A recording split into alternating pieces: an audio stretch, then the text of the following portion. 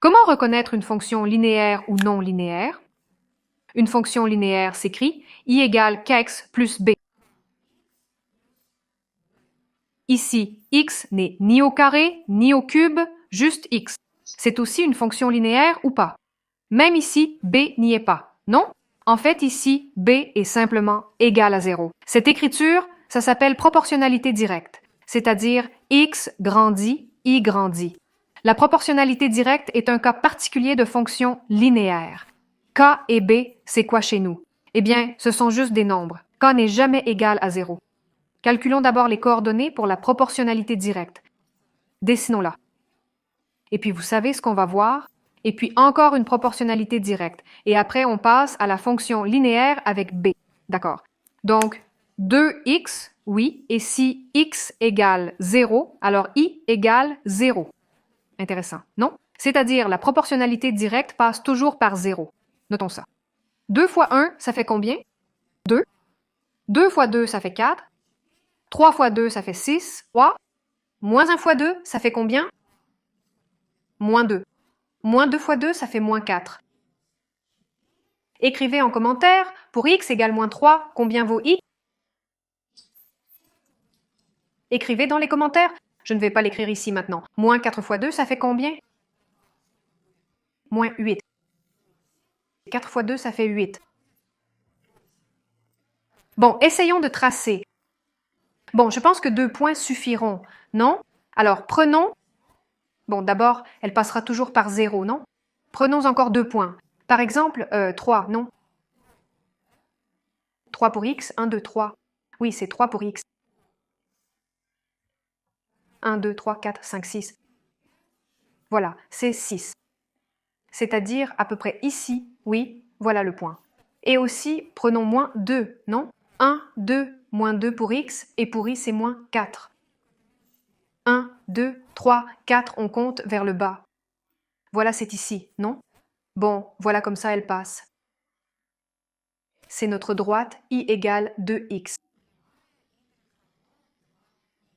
Bien. Maintenant, prenons une autre proportionnalité. La suivante, bien sûr, passera par 0, non? Parce que tout nombre égal à k, si on multiplie par 0, sera toujours 0. Donc, la proportionnalité directe passe toujours par 0. Alors, commençons par les nombres positifs, par exemple. Et donc, ici, on aura moins 0,5, non? Parce que plus fois moins donne toujours un nombre négatif. 2 moins 1. Ici, on aura moins 1,5 et ici, on aura moins 2. Et ici, au contraire, moins fois moins donne plus et on aura des nombres positifs, c'est-à-dire 0,5. Ici, on aura 1, ici, on aura 1,5. Essayons de la tracer aussi. Bien sûr, elle passera par 0. Alors, prenons encore un autre point. Prenons moins 3, par exemple. 1, 2, 3. Moins 3 en x et 1,5. 1, 2, et voilà ici quelque part un demi. Voilà, oui, ça sera 1,5. 1,5, voilà ce point qu'on a. Bon, ça ira à peu près comme ça. Vérifions au cas où. Prenons 4 par exemple. 4. 1, 2, 3, 4. Pour x, oui, 4, et pour y, moins 2. 1, 2, moins 2. Bon, quelque part comme ça, non? Voilà notre ligne. Donc, y égale moins 0,5x. Maintenant, analysons une fonction linéaire qui aura un b. D'accord? Voilà, voilà le b. Calculons d'abord les coordonnées, puis dessinons-la. Donc, 2x. Mais en fait, bien sûr, 2 points suffisent. On peut tracer avec 2 points, mais pratiquons l'arithmétique. 2x moins 3, oui, notre fonction. Ici, ça donne moins 3. Parce que si 0, oui, 2 fois 0 égale 0, moins 3. 1. 2 fois 1 égale 2. 2 moins 3 égale moins 1.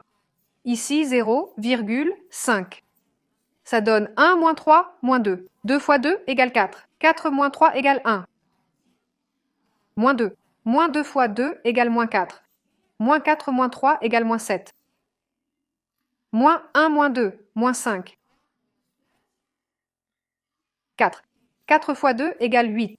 8 moins 3 égale 5. Moins 3. Moins 3 multiplié par 2 égale moins 6. Moins 6 plus moins 3 égale moins 9. 3, 3, 2 fois 3, 6, 6 moins 3, 3. Traçons par exemple 2 points. Disons 0, 0 pour x et moins 3 pour y. Voilà moins 3, d'accord. Voilà le point, disons A, d'accord? Le point A. Et encore un autre point, par exemple. Bon, lequel on prend? Prenons 4, 5. 1, 2, 3, 4. Ça nous fait 4 pour x et 5 pour y. 1, 2, 3, 4, 5. D'accord? 5. Et voilà, à peu près comme ça. C'est le point B. Le point B, par exemple, d'accord? Et voilà, on l'a tracé comme ça. Vous vous souvenez de la droite qu'on avait? Y égale 2x qu'on a tracé en premier. Elle passait par l'origine, comme toute droite de proportionnalité, et elle est parallèle. C'est-à-dire, si on a, disons, 2x, 2x, si k est le même, alors elles seront parallèles.